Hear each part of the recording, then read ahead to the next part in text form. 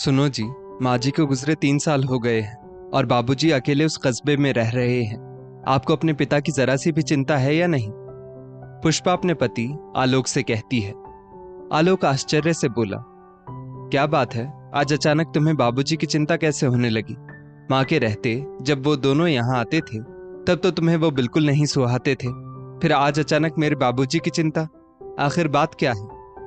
पुष्पा हकलाहट से बोली, वो पुरानी बात है।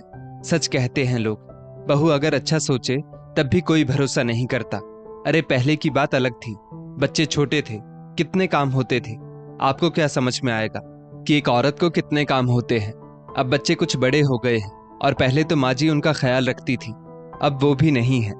उस कस्बे में जहां ना तो चिकित्सा का अच्छा साधन है, ना ही खाने पीने का।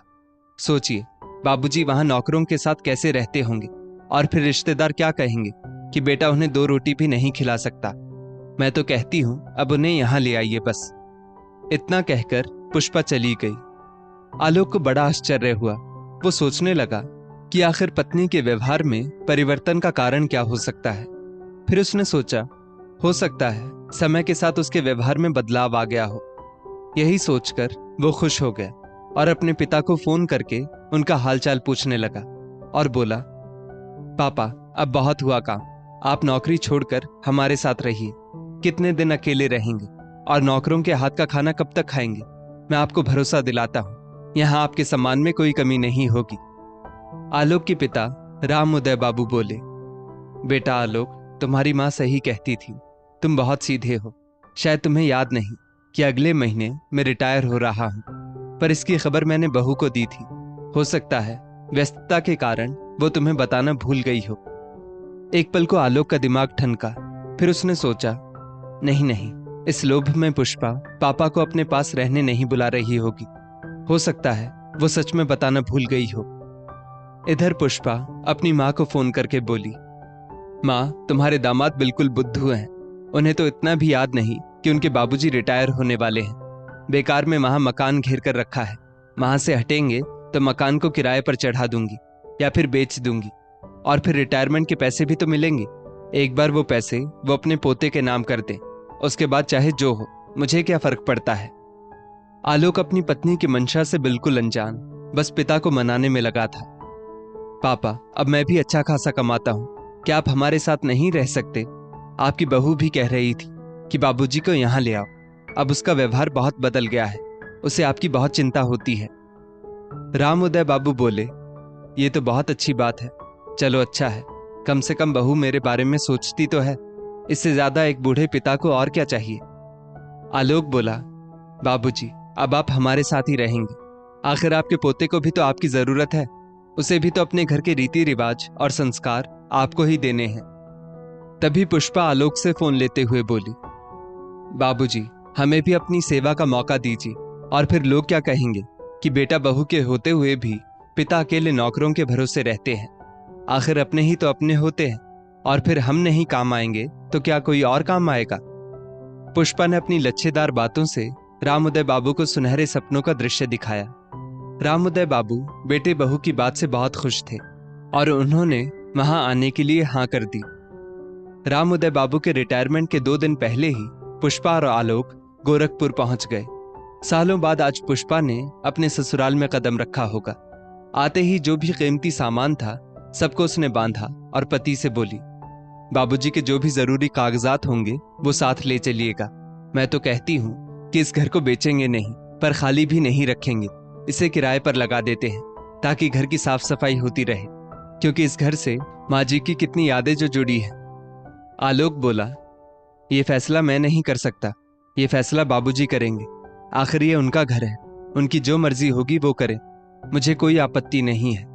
बस मैं ये चाहता हूँ कि रिटायरमेंट के बाद उनका समय सुख से बीते और उन्हें उनके हिस्से का पूरा सम्मान मिले। आखिरकार पुष्पा ने अपने मंसूबों को अंजाम दिया और राम उदय बाबू को अपने साथ ले आई। कुछ रोज तो उनका खूब अच्छे से सेवा सत्कार हुआ। पोते के साथ उनका भी मन लग गया, और क्यों नहीं मन लगता। बहू इतनी मीठी मीठी बातें जो करती थी, बेटा इतना सम्मान करता था, और क्या चाहिए। एक दिन बेटा नाश्ता करके दफ्तर गया। राम उदय बाबू टीवी देख रहे थे। पुष्पा बोली, पापा जी, बाजार से 2 किलो आलू और 1 किलो प्याज ला दीजिए। और हाँ, 1 लीटर दूध के साथ आते आते अपने पोते मोनू के लिए बिस्किट भी ले आइएगा। राम उदय बाबू बोले, बहू, मैं जब सुबह सैर पर जाता हूँ तभी कहती, मैं सब ला देता। अब दोबारा बाहर जाने का बिल्कुल भी मन नहीं हो रहा है। पुष्पा बोली, पापा जी, पूरे दिन तो आप घर में बैठे रहते हैं, थोड़ा बहुत काम कर लेंगे तो इसमें हर्ज ही क्या है। मैं कौन सा आपको पहाड़ तोड़ने के लिए कह रही हूँ, बस सब्जी मंडी जाकर कुछ सामान ही तो लाना है। राम उदय बाबू बोले, अरे बेटा, मैं कौन सा मना कर रहा हूँ, जा रहा हूँ, मुझे आदत नहीं है ये सब काम करने की, और अब मेरी भी उम्र हो रही है, मैं भी थक जाता हूँ।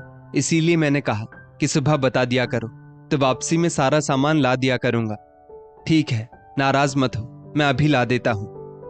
पुष्पा बोली, घर के काम करने में कोई थकान होती है क्या? ये क्यों नहीं कहते कि मेरे बताए गए कामों को करने में आपको तकलीफ होती है। इतना कहकर वो अपने कमरे में आराम करने चली गई। ये कोई नई बात नहीं थी।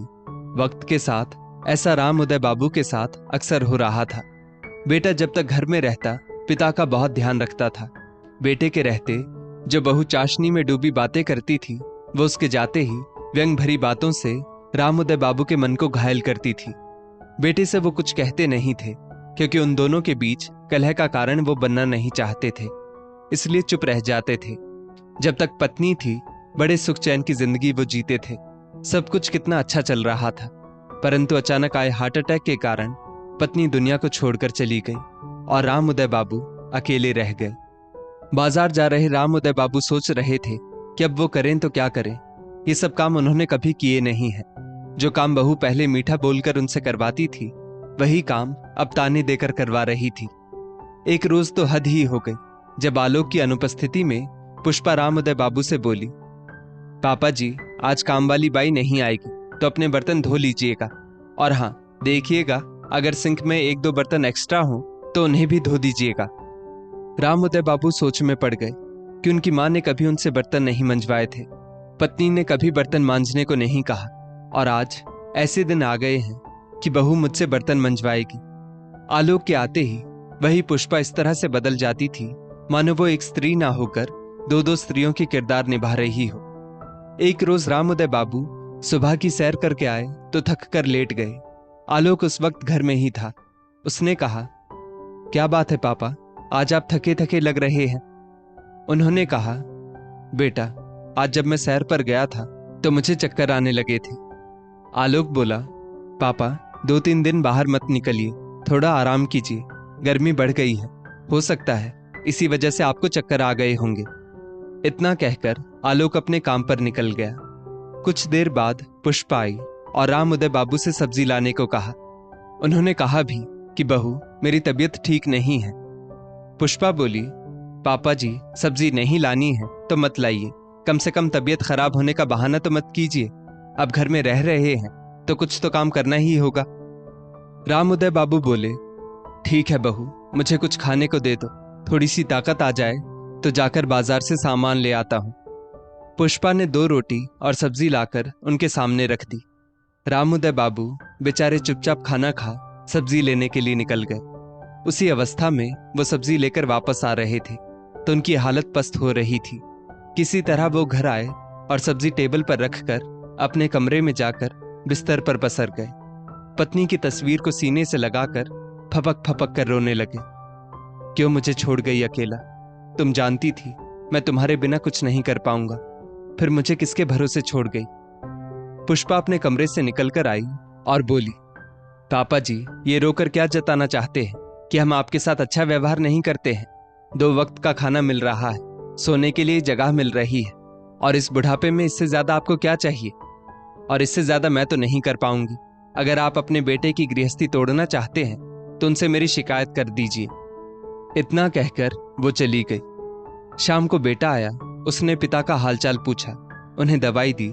राम उदय बाबू ने उससे एक शब्द नहीं कहा, पर ये रोज रोज का अपमान अब उनसे सहा नहीं जा रहा था। उन्होंने मन ही मन कुछ फैसला किया और एक कागज में अपने बेटे के नाम चिट्ठी लिख दी। बेटा आलोक, मेरी जो भी संपत्ति है वो तुम्हारी है, पर वो संपत्ति सिर्फ और सिर्फ तुम्हारी और तुम्हारे बेटे की रहेगी। उस पर तुम्हारी पत्नी का कभी कोई अधिकार नहीं होगा। मुझे सरकार पेंशन देगी, उससे मेरा जीवन यापन आराम से हो जाएगा। अब तुम्हारे घर में मैं एक पल नहीं रह पाऊंगा, क्योंकि जहां मुझे सम्मान की सूखी रोटी मिलेगी वहीं मैं जीना चाहता हूं। अपमानजनक कचौरी से अब मेरा मन भर गया है। मुझे माफ करो और अपनी जिंदगी मुझे अपने तरीके से जीने दो। यहां आकर मैं इतना तो जान ही गया हूं कि हकीकत दिखाए गए सपनों से बिल्कुल विपरीत होती है। आखिरकार इतने अपमान के बाद रामोदय बाबू ने आलोक का घर चुपचाप छोड़ दिया और अपने कस्बे वाले घर में रहने चले गए, जहां उनके असंख्य हित चिंतक रहते थे, जिन लोगों से उनका खून का रिश्ता या कोई रिश्तेदारी नहीं थी, परंतु वो सब उनसे मानवीय नाता रखते थे। रोजाना की तरह आलोक पिता के कमरे में गया। उन्हें वहां ना पाकर वो चिंतित हुआ। फिर उनके द्वारा लिखी गई चिट्ठी पढ़ी और पुष्पा से सवाल जवाब किए। पुष्पा ने कहा, घर के थोड़े बहुत काम ही तो करते थे, और तो मैंने उन्हें कुछ नहीं कहा। आलोक पुष्पा से बहुत नाराज हुआ और इतना ही कहा, याद रखो, यदि बबूल बोओगी तो आम कभी नहीं पाओगी। जैसा तुमने मेरे पिता के साथ किया है वो सब कुछ तुम्हारे साथ भी दोहराया जाएगा। आज मेरी माँ मेरे पिता के दुख में शामिल नहीं हो पा रही है। हो सकता है तुम्हारे दर्द को बांटने के लिए मैं भी नहीं रहूंगा। आलोक अकेला पिता से मिलने गया, उनसे माफी मांगी। पिता ने ये कहकर उसे वापस भेज दिया कि मैं अपनी जिंदगी जी चुका हूं, बस इतना ही कहूंगा, अपने बच्चे को अच्छे संस्कार दो और अपनी गृहस्थी संभालो। मेरा बचा हुआ समय यहां खुशी से बीत जाएगा। खाने भर के लिए पैसे मुझे मिल जाते हैं तो मुझे अब किसी चीज का लोभ नहीं है। आज तक सम्मान से जीता आया हूं, सम्मान से आंखें बंद हो जाए, बस इतनी ही कामना करता हूं। निराश आलोक वापस लौट आया और उसके बाद उसके घर में पुरानी खुशियां, वो हंसी मजाक मानो रूठ ही गया। रामोदय बाबू ने बहू की इस हरकत के लिए उसे कभी माफ नहीं किया। बेटे और पोते से वो मिलते थे, परंतु बहू को अपनी चौखट पर उन्होंने दोबारा कदम नहीं रखने दिया। दोस्तों, इस स्टोरी को लेकर आपकी क्या राय है, नीचे कमेंट करके जरूर बताइएगा। और ऐसी ही और भी बेहतरीन वीडियोस के लिए हमारा पेज जरूर फॉलो करें।